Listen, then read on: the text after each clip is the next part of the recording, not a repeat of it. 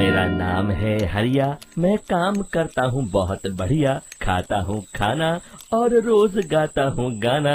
अरे यार, आज तो बहुत देर हो गई। इस खतरनाक जंगल को देखकर तो मेरे हाथ पैर ठंडे हो गए हैं। अगर मैं वक्त पर गांव नहीं पहुंचा तो मालिक बहुत नाराज हो जाएंगे। तभी हरिया को एक आवाज सुनाई देती है। सुनिए हरि जी। अरे, ये आवाज किसने दी? तभी हरिया को सामने कुछ दूर एक औरत खड़ी दिखाई देती है। अरे भाई, ये औरत अकेली इतनी रात को इस जंगल में क्या कर रही है? चलकर पूछना पड़ेगा। फिर हरिया अपनी बैलगाड़ी उस औरत के सामने लाकर रोक देता है और उससे पूछता है। अरे सुनिए, आप इतनी रात को इस खतरनाक जंगल में अकेली क्या कर रही हैं? तभी वो औरत मीठी आवाज में कहती है। अरे हरि जी, आप आ गए। मैं कब से आपका इंतजार कर रही थी। वैसे तो यहाँ से काफी लोग गुजर चुके हैं, लेकिन मैं खास आपका इंतजार कर रही थी। अच्छा, तुम सच कह रही हो? मुझे तो यकीन नहीं हो रहा है। वो क्या है ना, आज तक किसी ने मुझसे इतने प्यार से बात नहीं की। हाँ हाँ हरि जी, मैं सच कह रही हूँ। अब देर मत करिए और जल्दी से मुझे मेरे घर तक छोड़ दीजिए। हाँ हाँ, कौन सी बड़ी बात है, अभी छोड़ देता हूँ। आप मेरे पीछे बैलगाड़ी में बैठ जाइए और मुझे रास्ता बताते चलिए। फिर वो औरत हरिया की बैलगाड़ी में बैठ जाती है और हरिया बैलगाड़ी हाँकता हुआ आगे चल पड़ता है। फिर उस औरत के बताए हुए रास्ते पर चलते चलते हरिया बैलगाड़ी लेकर एक काली गुफा के आगे आकर रुक जाता है। हरिया उस औरत से पूछता है। हाँ देवी जी, आपका घर कहाँ है? यहाँ तो एक गुफा के अलावा और कुछ नहीं है। तभी अचानक वो औरत हवा में उड़ने लगती है। देखते ही देखते उसका सुंदर रूप एक डरावनी चुड़ैल में बदल जाता है और वो जोर जोर से हंसती है। अरे तू तो एक नंबर का बेवकूफ निकला। तू तो बड़ी आसानी से मेरी बातों में आ गया। अरे मर गया रे, ये तो एक चुड़ैल है। हे भगवान बचा ले, ये तो बड़ी डरावनी दिखाई दे रही है। और फिर अगले ही पल हरिया की बैलगाड़ी में रखा सारा सामान हवा में उड़ता हुआ उस काली गुफा के अंदर चला जाता है और वो चुड़ैल भी उस गुफा के अंदर जाकर कहीं गायब हो जाती है। हरिया ये नजारा देख बुरी तरह घबरा और परेशान हो जाता है। अरे, ये चुड़ैल तो मेरा सारा सामान लेकर गुफा में गायब हो गई। अब क्या होगा? अगर मैं गांव खाली हाथ गया तो मालिक मेरी अच्छी खबर लेंगे। मेरी इस बात का कोई यकीन भी नहीं करेगा। फिर आखिर वही हुआ। हरिया के मालिक चंपक सेठ को हरिया की किसी भी बात पर रत्ती भर भी यकीन नहीं हुआ। चंपक सेठ को लगा हरिया झूठ बोल रहा है और उसने ही लालच में आकर सारा सामान हड़प कर लिया है।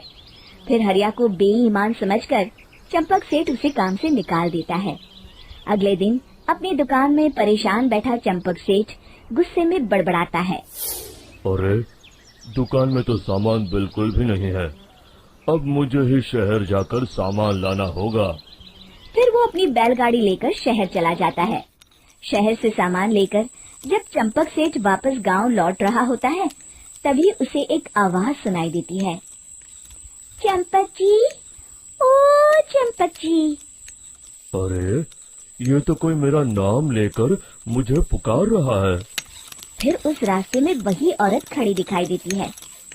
फिर क्या था, हरिया की तरह चंपक सेठ भी उस औरत के पास अपनी बैलगाड़ी लेकर जाता है और वो भी उसकी चिकनी चुपड़ी बातों के मुंह जाल में फंस जाता है। फिर चुड़ैल उसे भी अपनी गुफा तक ले जाती है और उसका सारा सामान लेकर गुफा में गायब हो जाती है। बेचारा चंपक सेठ लाचार होकर खाली हाथ गांव लौट आता है। फिर ये उस जंगल में रोज की बात हो जाती है। जो कोई भी शहर से कुछ लेकर गांव की तरफ लौटता, वो चुड़ैल उसे बेवकूफ बनाकर उसका सारा सामान लेकर गुफा में गायब हो जाती। एक दिन हरिया एक लकड़हारे को उसी जंगल की तरफ जाते हुए देखता है। फिर हरिया उसे रोकते हुए कहता है। अरे भाई, क्यों अपनी मौत को दावत दे रहे हो? मेरी बात मानो, आगे जंगल में मत जाओ, वहाँ एक बड़ी भयानक चुड़ैल रहती है। लकड़हारा हरिया की बातों को नजरअंदाज करते हुए कहता है, अरे भाई, मुझे पहले ही बहुत देर हो चुकी है, मुझे जाने दो भाई। शाम तक लकड़ियाँ काट कर शहर के बाजार में बेचना है। तुम अपनी ये कहानी किसी फुर्सत में बैठे इंसान को सुनाओ, मैं तो चला। इतना कहकर लकड़हारा वहाँ से आगे जंगल की तरफ चला जाता है। फिर अगले दिन गांव के मुखिया के घर के बाहर बहुत सारे लोग जमा हो जाते हैं। तभी हाथ में कुल्हाड़ी लिए खड़ा लकड़हारा कहता है, अरे मुखिया जी, अब आप ही हमें बचाइए उस जंगल वाली चुड़ैल से। हमारा सारा काम तो शहर से ही होता है। अरे मुखिया जी, उस चुड़ैल की वजह से तो मैं पूरी तरह बर्बाद हो गया हूँ। हम सबको मिलकर उस चुड़ैल का कोई इलाज करना पड़ेगा। तभी भीड़ में खड़ा वीरा कहता है, आप लोग चिंता मत करिए, कल से वो चुड़ैल किसी को नहीं लूट पाएगी। मेरे पास एक बहुत अच्छी तरकीब है। तभी चंपक सेठ उसका मजाक उड़ाते हुए कहता है, अरे तेरा नाम वीरा है तो क्या हुआ? तूने अभी उस चुड़ैल को देखा नहीं है? जाकर अपना काम कर, बड़ा आया। तब मुखिया जी कहते हैं, नहीं नहीं चंपक सेठ, मुझे लगता है हमें इस लड़के को एक मौका देना चाहिए।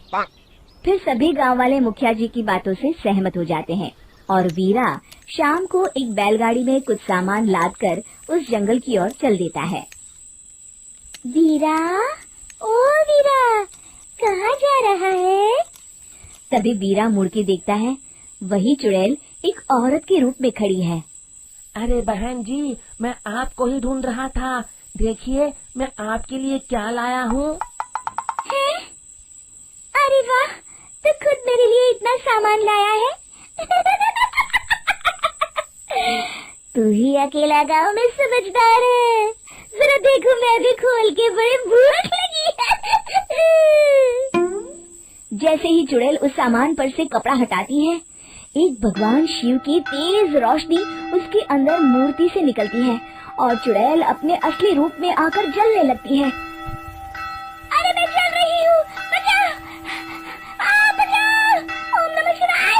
मर गई मैं! देखते ही देखते वो चुड़ैल राख के साथ उड़ जाती है और सभी गांव वाले भी वहां जाते हैं। शिक्षा बुराई पे सदा अच्छाई की ही जीत होती है।